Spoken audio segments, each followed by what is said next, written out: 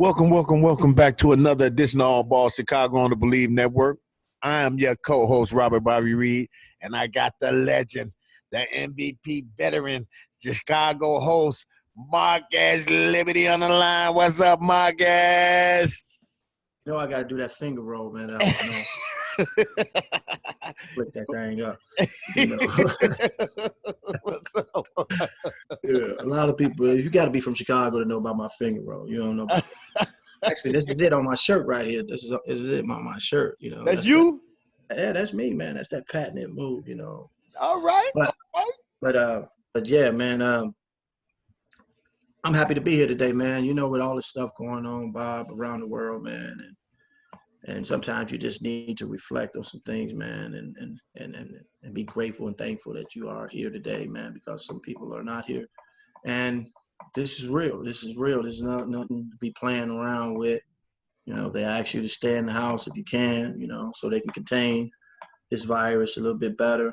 Then we should all try to do that if we can, you know. So prayers go out to people who have, you know, definitely got the disease, and hoping they can get better, man, and we can all go about our normal lives. So I can't wait. Yes. I can't wait, man. Yes. But you know what?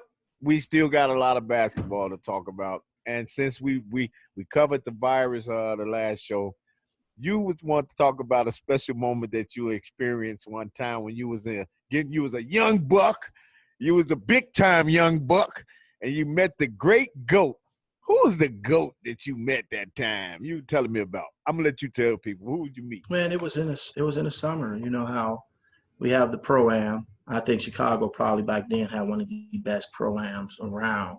And we had guys coming from all over. But this particular day, or summer, should I say, the great Air Jordan played in. And I was on the great Air Jordan basketball team.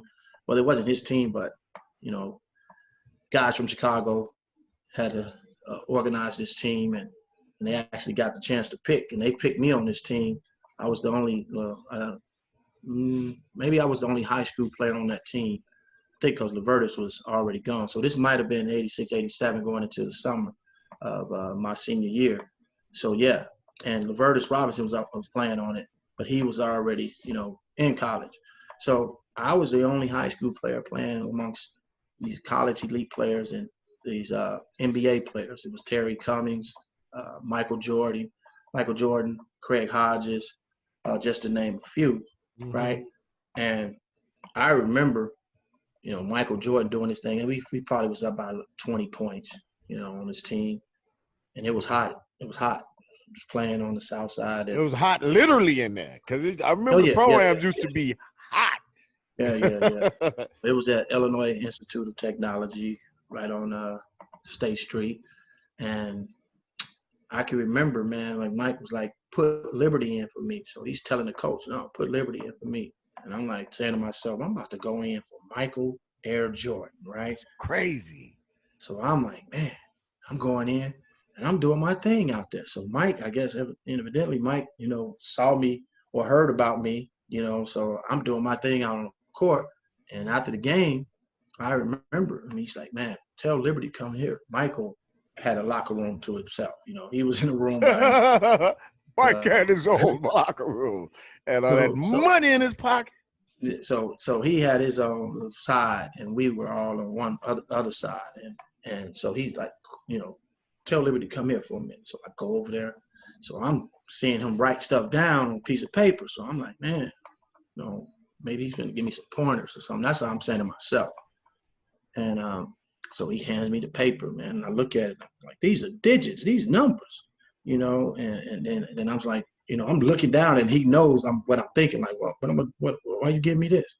And he was like, call me, you know, if you need, you know, anything. So I'm like, man, I really don't know what I need, because I was playing at King High School and Cox was giving us all the shoes. So right. I had my shoe game on tight. Like, my shoe game was tight. Right. You know, and I was like, man, so I don't know what to say, you know, like, you know, but now as I got older, I knew what I would have said, you know, but I would ask them to guide me and give me some instructions, you know, on how to become pro. And but Right. back then, Bob, like I mentioned early before when we was talking on the phone, that man, our King High School was like the bomb. Like, I mean, we had some dogs that came through that program. Like, Compared to the Chicago Bulls, though, y'all was like elite, huh? that, man, that's why. I mean, if you really look back in the back in the '80s, man, when they was talking about King High School, and they were talking about how King can probably beat a lot of college teams, like back then. And so I didn't let that go to my head, but I'm like, back then, man, we were packing the gyms too. It wasn't no 18,000 seat arena, but we It were was packing the packed. house, and the Bulls wasn't getting that many people at the Right. time. Michael was doing his thing, but there's one thing about Chicago. Chicago loved winners, Mm-hmm. So it Mm-hmm. wasn't until Mike started to win games, then people started filling up the madhouse over there on Madison, right? Right. So Mike, I was thinking to myself, now that I got older, man, I could have picked his brain on everything, You on could have got to him everything, before Kobe, man. you know. But being from Chicago, you know how we are from Chicago, man. It's just something about Chicago guys that say, you know what, man, I'm gonna do this on my own. Yep. Like We if I'm got gonna make that it, bad, man. We got that but so bad. we do, man, and that was it. I was at fault at that because here it is. Michael Jordan's probably one of the greatest to ever play the game, right? And I had an opportunity to get some one-on-one time with him to pick his brain, and I didn't take full advantage of that. And I kick myself every day, man, about that, because I let that opportunity slip. So now what I'm trying to tell kids now is I've been there, done that. Don't let that opportunity slip.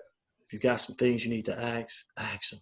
If you think you in a tough situation, whether that's on the court or off the court, talk to me, man, because 9 times out of 10, I probably been through some of that stuff that you guys are, going through right now. So I Because try to do that, man. you excelled on every level. Yeah, yeah. So I try to tell them, like, if you want to be a McDonald All-American, been there, done that. If you want to go to college and make it to the tournament and get to the Final Four, been there, done that. If you want to go to the pros, got drafted, I've been there and done that. If you want to go play overseas, I've been there and done that. So I've been on every level that a lot of these youngsters are trying to get to, because if you have somebody that's been through that, situation or before, and you can pick their brain, man, do it. Do it. Yeah, that's huge, man. What would you say to Michael right now if you had that opportunity? What would you say I to would him? first ask him, do he remember it? That Right. would be the first thing I ask. Like, I'll be like, Mike, do you remember back in, the 80s, early 80s, late 80s, when 86, 87, um, when you actually asked me to come to the locker room, and man, I missed that opportunity. But now I still want to pick your brain on the business side of things because, you've done that. You've done a lot of Mm-hmm. great things. So my thing is, man, we as an adults, when we were young, when we were adults, it's never too late to learn more things. So I would pick his brain on that, man. I would just tell him, to share his knowledge with me on understanding how to go about my business. And a lot of people will be afraid to do that because they think they know it all, right? And they Right. don't. And then they end up messing up some things. So What I would just want to pick his brain on that, man. What do you think? Based on just watching Mike over the years, what do you think his best attribute is? What do you think makes him so great? Well, if you remember, I don't know if you remember when Michael Jordan first got when he started talking in front of the cameras. He wasn't as good, right? He started to go and learn some things, and I think he took a couple of speech classes, speech communication classes, and learning how to speak in front of the camera.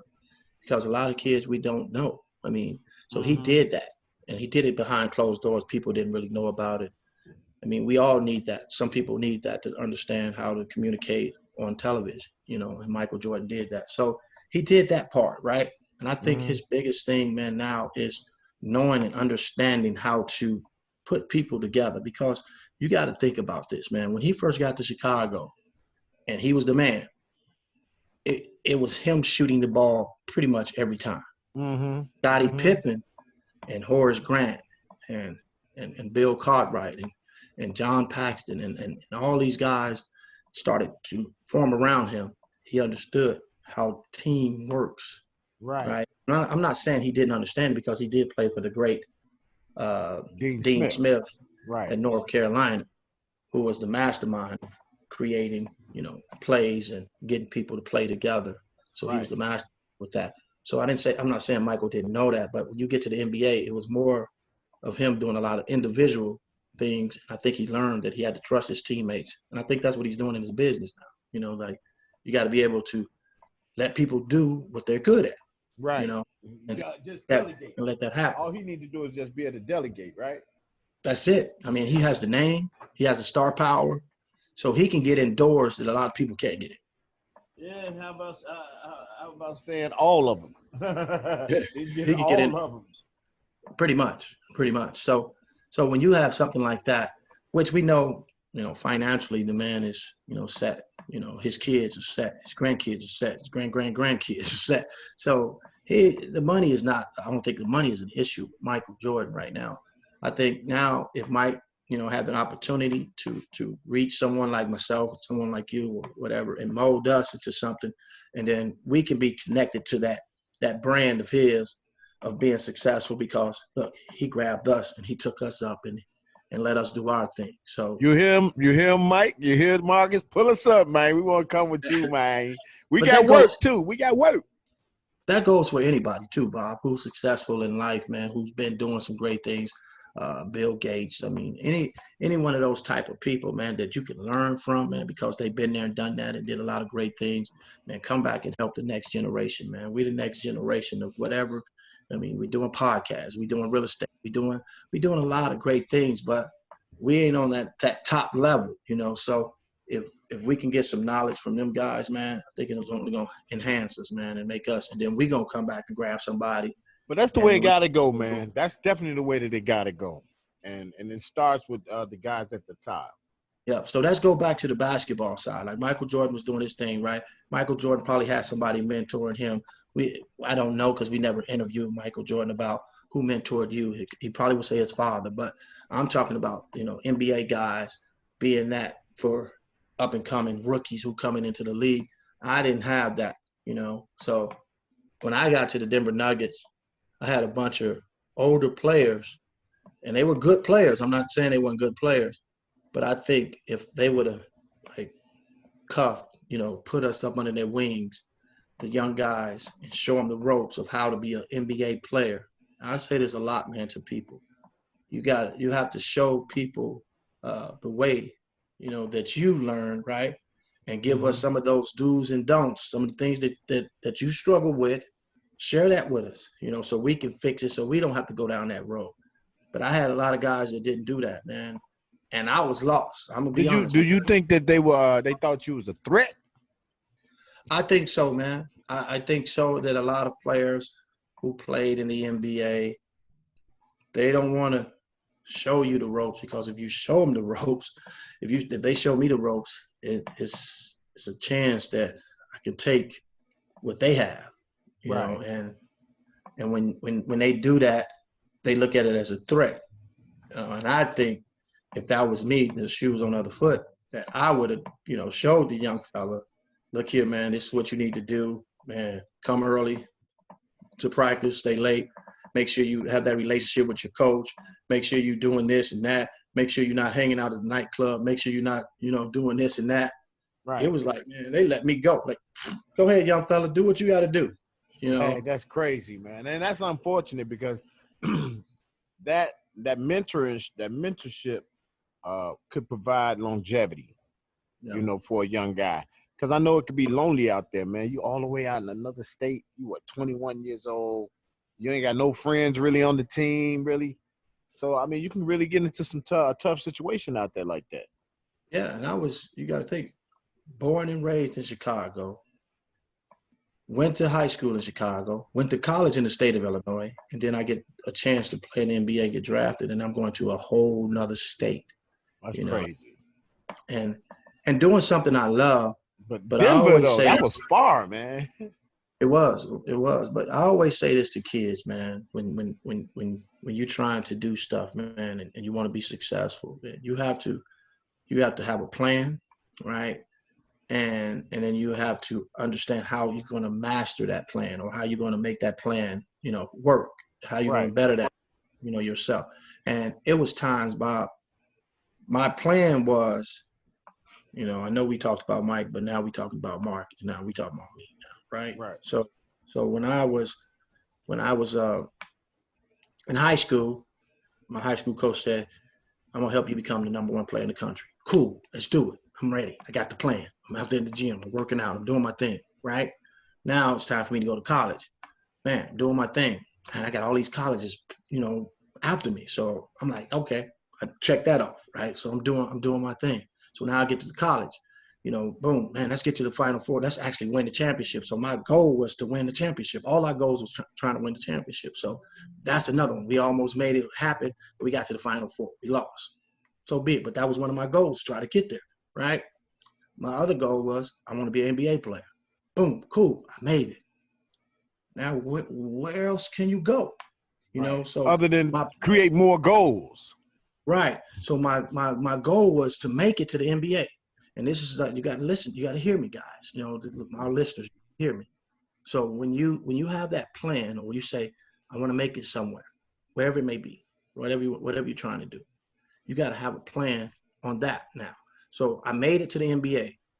I should have had a plan now, saying, okay, I want to make the All-Star team, or I want to be six man of the year, or I want to be, MVP, of the league, things like that. Because I think when you set goals, you try to reach those goals.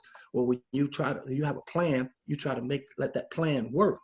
And I didn't have that, man. So when I made it to the NBA, that was it. Because I didn't have nothing else after that, man. That's why I said we need that mentoring from our adults, people that been there and done that. We need that, man. It's So funny that's you would my say that, man. That's my thing, real, man. man. And that right there helped. You don't realize how much that spoke volumes, man, as far as becoming complacent. You know, getting to where you thought getting to the NBA was your destination, but it was also a part of a journey. Yep. And then to further that journey, you needed to continue to create goals for yourself so you can maximize that journey. And Yep. when we don't do that, then we may fall short of actual success, the total package of success in your eyes, not other people, in your own eyes. And what do you say to that? And your last stop was at Detroit. You enjoyed Detroit. You was in there with Isaiah and all of them guys. What was that atmosphere like over there? Can you speak to that? Is that something you would like to? No, I mean, I'll talk about my NBA career in general, man. Like, it was only 4 years, right? It was 4 years. 4 years is a I long played time, buddy. four That's years. I that's played. 1,200 days, man, or Yeah, more.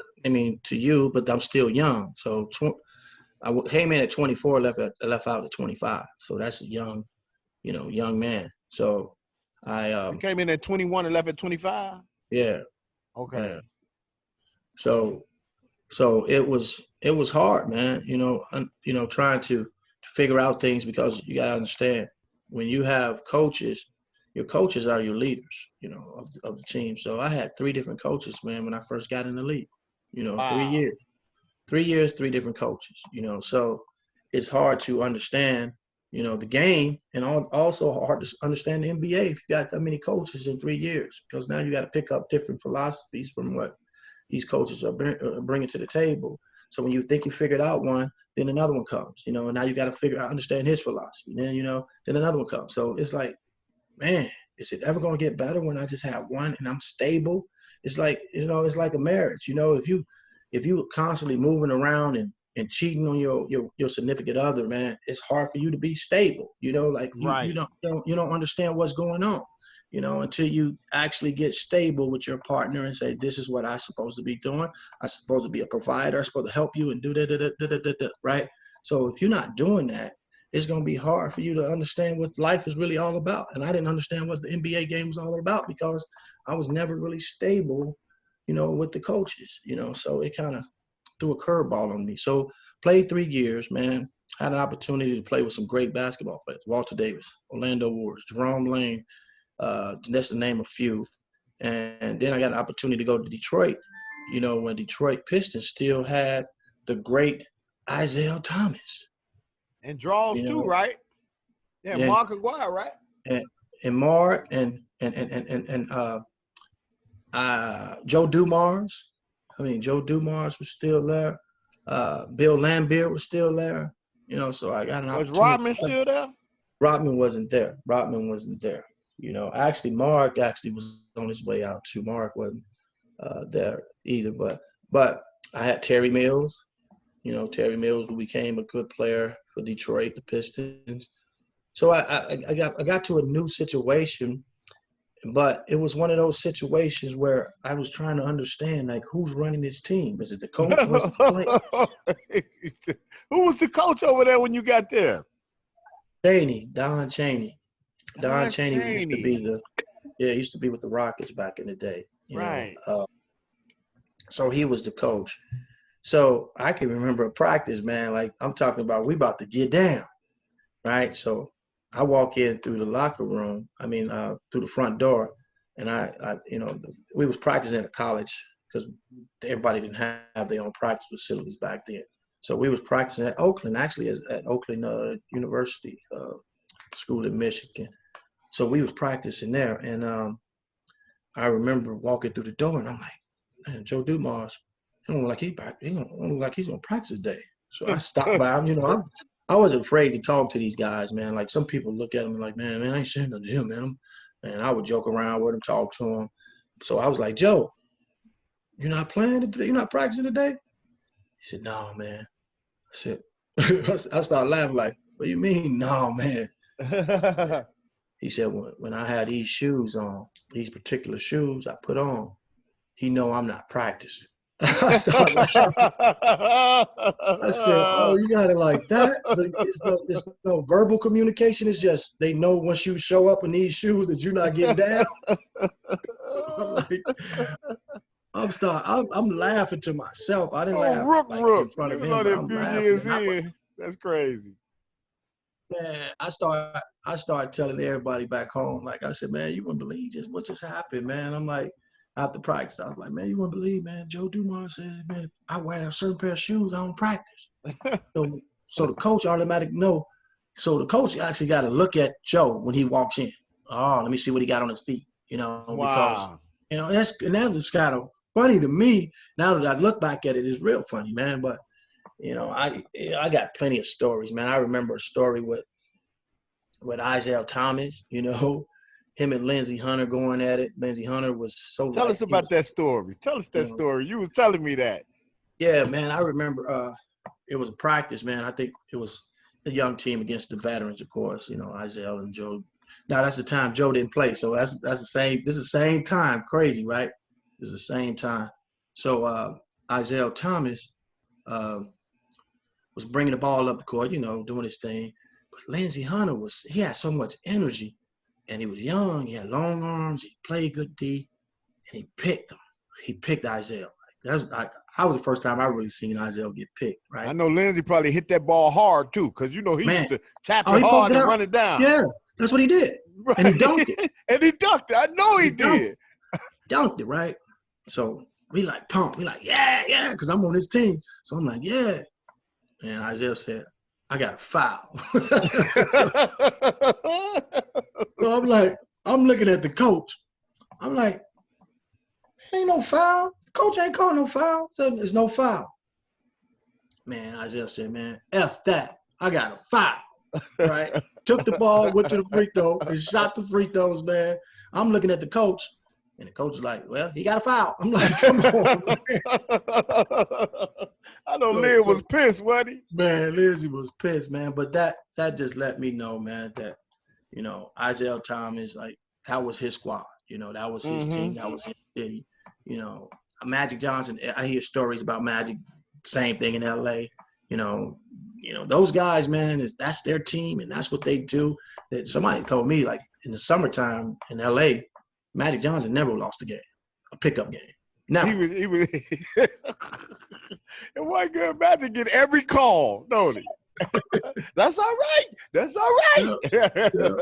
Yeah. So But it was all funny games, man, back then, man. But that was some of the stories I had, man, about, Izell and Joe Dumars, man. And that's one thing I can say. I did learn some things from them, man. They did teach you how to be a professional, too, about how you carry yourself on the court and off the court. Because you can see, man, a lot of people, when you were playing for the Pistons, man, they didn't get in a lot of trouble back then, because it's almost like you signing a contract, but then you signing another contract with the team, like the players, like. Right. We're not Here's tolerating that foolishness over here. Yeah, like here's how we do it at Detroit. You mess up if you want to, you out of here. Right. So it was kind of cool, man, to get that experience, man, with Detroit. But we didn't win that many games, and when you don't win, man, it's hard to stick. And I can remember when I got released.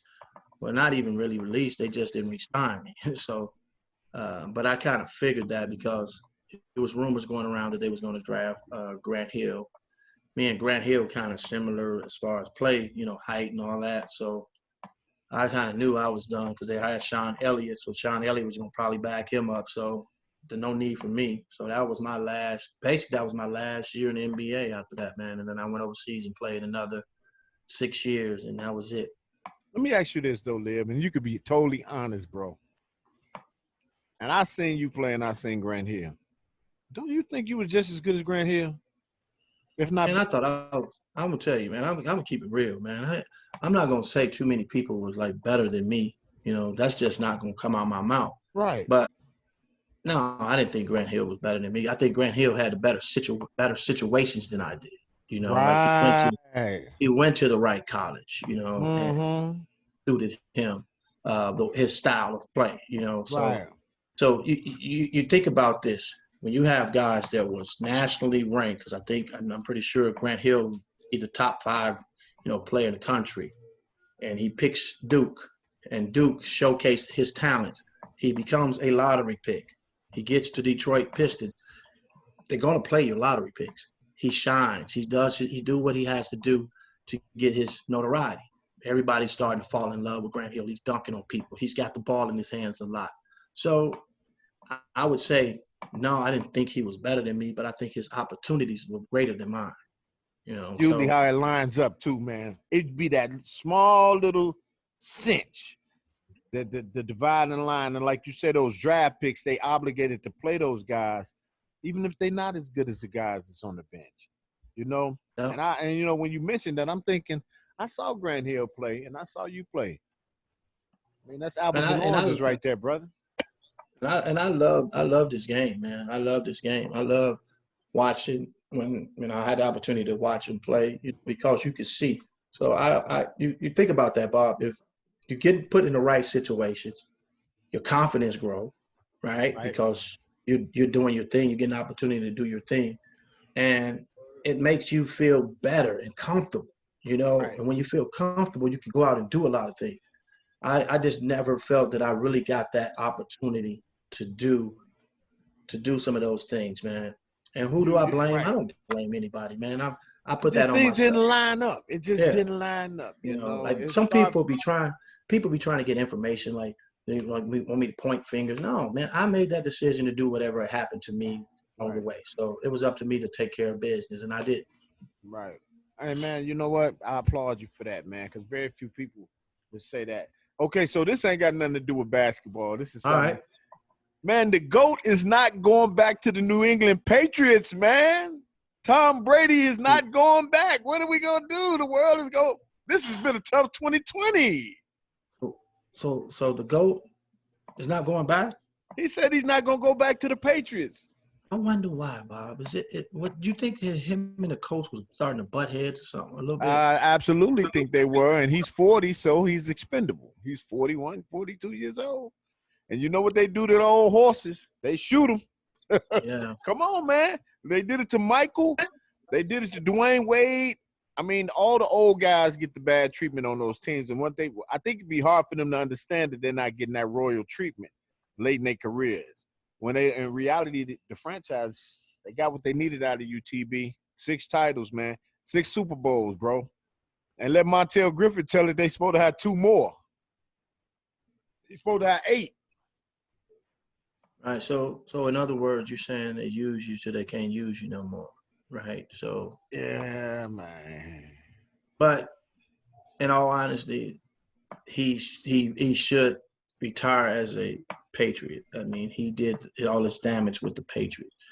You know, now whether they scared to part ways because of the age and saying, you know what, we know you're gonna want to start, you're not gonna want to come off the bench, so let's make that decision now to move away from you and give you that opportunity to go play and help someone else if that's what you want to do. But in our camp right now, we thinking we need to move on from you, and I That's think it. that's Without probably saying a word, without right. really saying a word.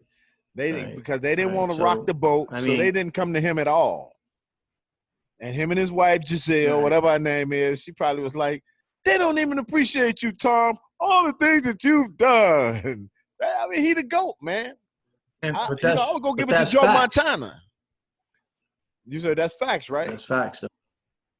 That's See what's facts. up. He did a lot. He did a lot for that organization, man. And it just shows you really what the organization was all about too. So that's what I'm saying. People have to understand that it is a business. It's a And business, if you bro. think that this is all fun and game and winning all these championships, and then when you get old and then you like, why are they turning their back on me now? Because they are on to the next, man. They On on to to the the next. next, man.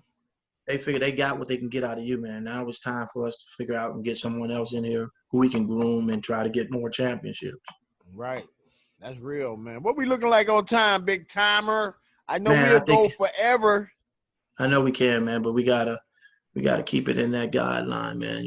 So That's impossible, man. what Gotta we tell trying to more do, man. stories. But man, I enjoyed this one again, man. I think we keeping it going, we keeping it moving. All ball Chicago. Make sure you guys tune in to it. Make sure you share it, man. Send it out to your peeps, man. Because right now you at home, you're pretty much at home. You're stuck at home now because of the coronavirus. So you might as well go ahead and listen to us, man, while you at home, man. And hopefully we can drop some knowledge to your kids, man, and maybe even you, so you can understand what it's all about to help your kid be successful in life. Yep. And shoot over to Bleav Podcast Network and download it, man. You go over there and check out All Ball Chicago on Bleav Podcast Network. Just type it in. Go to Google. Type it in. Look for All Ball. Download the podcast so you can get the notification when we do new shows, because now me and Liv, we're doing 2 shows a week, Tuesdays and Thursdays, and then we're doing a bonus show on the weekend. So, man, hit our inbox, hit Marcus Liberty inbox, and then let us know if it's something y'all want to talk about in particular, man. And we look for people who want to sponsor on our show. We appreciate y'all listening. I'm your co-host, Robert Bobby Reed. Big fella, you got something you want to leave them with, man, before we get up out of here? Man, it's time for me to unlace the Air Jordans, man. The He got on his six. Air Jordans. He could have been a Jordan dude if he'd have called Mike on the phone. We up out of here, man. Your boy Robert Bobby Reed, Man, I Marcus know, Liberty. man. We out of here, Peace. man.